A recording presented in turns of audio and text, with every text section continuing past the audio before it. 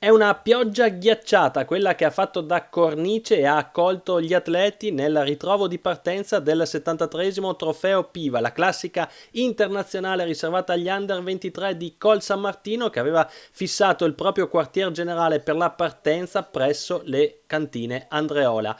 Una carovana, quella allestita dalla C Col San Martino del presidentissimo Mario De Rosso, che dunque ha dovuto fare i conti con le bizze di una primavera davvero imprevedibile, e quindi subito consulto tra la direzione di corsa affidata a Gianluca Negro e Giovanni Russetto e al collegio di giuria presieduto dal francese Philippe Lambert, che decide di ridurre il tracciato di corsa. 2 tornate in meno, si passa dai 179 km in programma ai 143, con 2 delle 10 tornate in programma in meno. Si parte comunque regolarmente sotto una pioggia che è diventata meno intensa e che, strada facendo, lascerà spazio alle prodezze degli atleti in gara. 166 quelli che si sono presentati ai nastri di partenza per questa classicissima del calendario internazionale riservato agli Under 23. Dicevamo, grande lavoro degli uomini presieduti da Mario De Rosso con il suo vice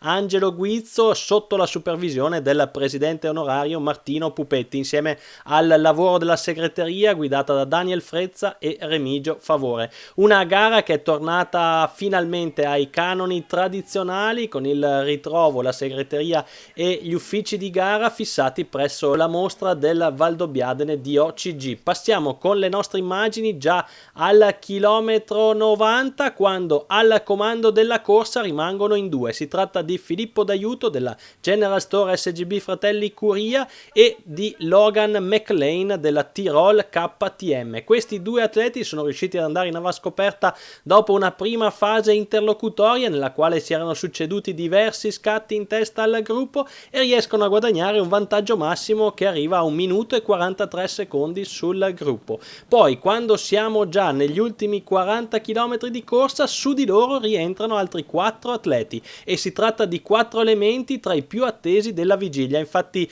c'è il colombiano German Dario Gomez Becerra della Colombia Tierra de Atletas, il croato Fran Mioliewicz del Cycling Team Friuli, l'austriaco Felix Engelhardt della Tirol KTM e l'italiano Davide De Pretto della Zalfero Mobil Desiree Fior. Si passa al cartello dei 2 giri al termine, e questo sestetto viaggia con 25 secondi di vantaggio sul gruppo trainato dalle maglie della Bardiani CSF Faizanè, la formazione professional al via di questa competizione con i propri Under 23, ed era proprio Alessandro Pinarello a dettare il ritmo in testa al gruppo, mentre vedete che nel primo passaggio sulla riva di San Vigilio, che andrà affrontata per ben 3 volte quest'anno, Davide De Pretto forza il ritmo perché vede il gruppo vicino, lì troppo vicino alle ruote dei battistrada, che riescono a scendere, a mantenere comunque la testa della corsa, e si dirigono verso il passaggio sulla salita del Combai, dove proprio nelle ultime 2 tornate si va ad affrontare il muro di via Tito Livio, e qui il tifo del pubblico si fa sentire per i battistrada, da cui perde terreno un bravissimo e generosissimo Filippo D'Aiuto, l'abbiamo detto in fuga sin dalle battute iniziali, mentre a guidare il ritorno degli inseguitori è la maglia della Israel Cycling Academy di Marco Frigo. L'ex campione italiano degli Under 23 è in ottime condizioni, e infatti è lui a portare via un drappello di contrattaccanti che piano piano si avvicina ai 3 battistrada. Siamo nuovamente alle pendici del Combai e vedete là sullo sfondo i 3 battistrada, al loro inseguimento un drappello molto interessante. Si torna sul muro di via Tito Livio, e ad allungare, questa volta con grande decisione, è il colombiano German Dario Gomez Becerra, già grande protagonista in quel di San Vendemiano, e ora prova l'azione solitaria quando siamo all'ultimo passaggio sul Gran Premio della Montagna di Combai. Un ottimo scalatore, lui che è anche campione nazionale colombiano tra gli Under 23, che tenta l'impresa andandosene tutto solo quando al traguardo mancano ancora ancora una quindicina di chilometri. In discesa però, e soprattutto sul falsopiano delle colline del Prosecco di OCG, sulla ruota di Gomez Becerra rientrano Davide De Pretto della Zalf, Felix Engelhardt della Tirol KTM, Martin Marcellusi della Bardiani, Davide Piganzoli e Fernando Lopez Tercero della Eolo Cometa e Marco Frigo della Israel Cycling Academy. Con loro anche Giovanni De Carlo, e subito dopo si portano in testa anche Samuele Carpene della General Store e Mason Holliman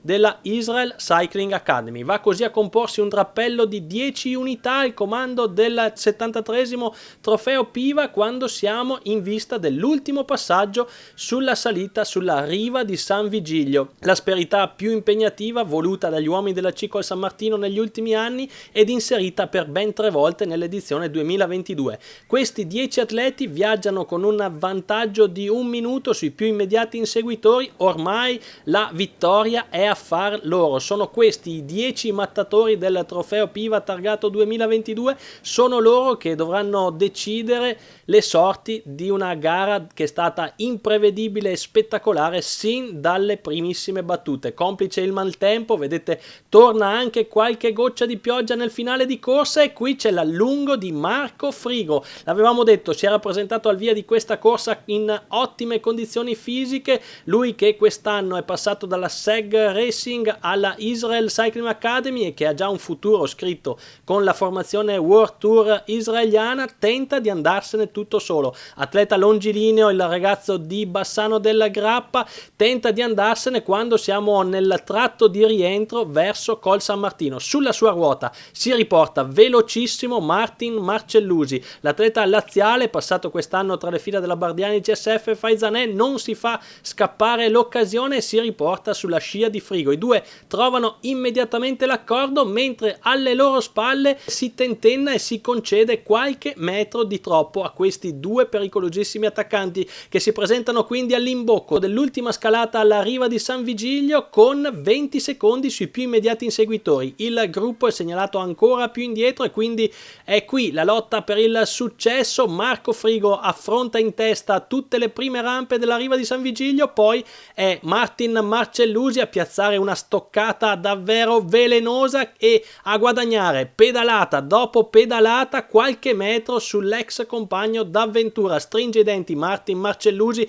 deciso a non mollare anche Marco Frigo, che sembra poter tenere il forcing dell'atleta laziale, che però proprio negli ultimi metri ingrana il rapporto più agile, rimane seduto in sella e riesce a scollinare con 30 metri di vantaggio su Marco Frigo. Un'azione spettacolare quella di Martin Marcellusi, che va quindi a transitare in perfetta solitudine sul Gran Premio della Montagna, l'ultimo di giornata, e si butta a capofitto nell'ultimo chilometro di gara. Vedete, il suo vantaggio si dilata quando la strada inizia a scendere. Dopo di questi due, quindi dopo Martin Marcellusi e Marco Frigo, scollinano anche Germa Gomez Becerra, quindi Mason Holliman, Samuele Carpene, Davide De Pretto e tutti gli altri, ma il vantaggio guadagnato sulla riva di San Vigilio da Martin Marcellusi è decisivo, ed è lui a presentarsi in perfetta solitudine sul rettifilo d'arrivo di Col San Martino, ed andare così a cogliere il primo prestigiosissimo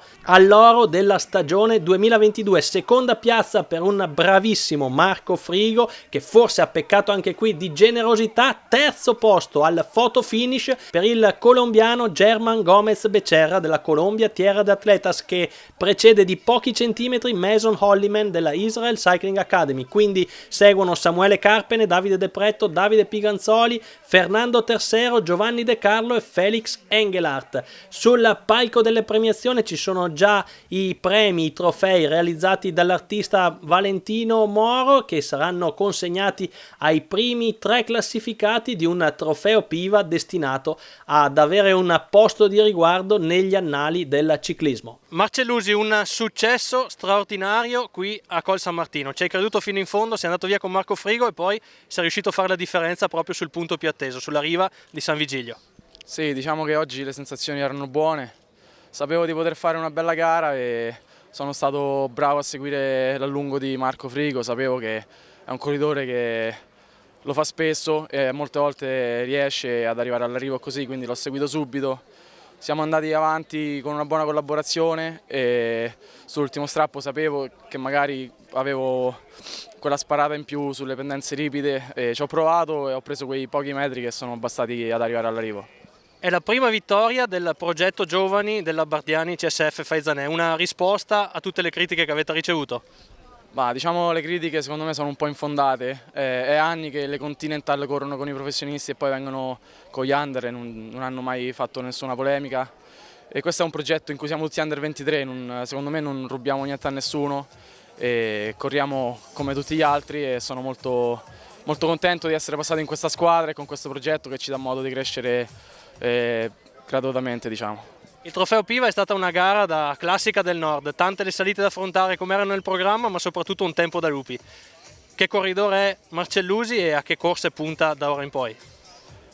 Diciamo che questa era una gara adatta molto a me, anche il freddo, il vento, la pioggia, vado sempre molto bene con queste condizioni climatiche.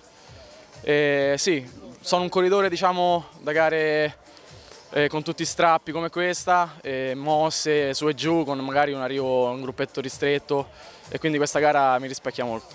Mario De Rosso, una giornata difficile, una giornata che ha visto tanta neve, tanta pioggia, che ora però si concluderà solo con le gocce di Prosecco.